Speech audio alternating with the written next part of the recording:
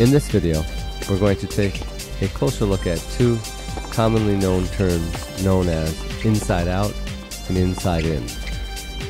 In this shot, you'll see Federer running around his backhand to hit his forehand cross-court in what's called an inside-out forehand.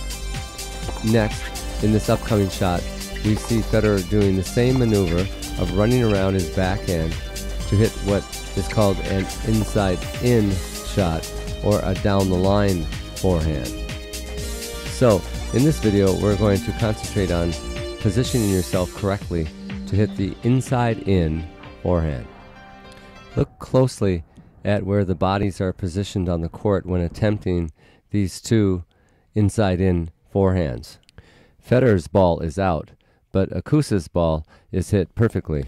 With the speed of today's modern game, even the top pros can get a little disorientated on the court. Federer actually hits a perfect down-the-line inside-in forehand. However, he's too far out of the court. On the other hand, Akusa takes the perfect position on the court to take the ball up the line. So if you're going to attempt this shot this far out of the court as Federer is, you're going to have to hit this shot more like an inside-out forehand. But again, if you are attempting the shot that Federer is trying, keep in mind you'll be hitting the ball into your opponent and not away from them, which is a huge risk if it's not hit perfectly. Now on this next sequence, we see Safin missing the inside in on the return of serve by over-rotating and aiming too far into the court. Safin's problem is more in his finish and follow-through. He over-rotates across the body too far, being in this position on the court. Safin actually strikes the ball perfectly, and if we move him over about 4 or 5 feet, he hits the perfect shot away from his opponent. So the most important thing to realize with the Wardlaw directionals is that you want to be hitting away from your opponent. So the same thing that happened to Federer happens to Ferrer here.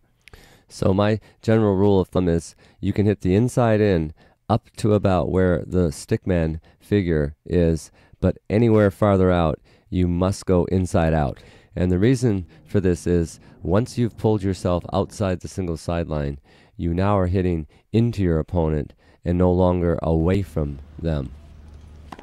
This is a risky shot if you're unable to hit the winner. And lastly, I charted a women's professional match between Jankovic and Suarez, and interesting enough, Suarez used the inside-in shot a total of 6 times, and Jankovic did not use it once in a 3-set match. Suarez does lose the match, but she capitalizes on all 6 of her inside-in shots by either hitting winners or forcing errors. The key to this shot is to be able to hold this shot long enough to make your opponent make a commitment either to the inside-out position or the inside-in. Again, it doesn't have to be a winner when the inside-in is hit, but it has to be able to fool your opponent enough to keep them off balance and keep you in control of the point. Again, this shot will require some maneuvering on your part, but it's a very effective way of keeping your opponent guessing.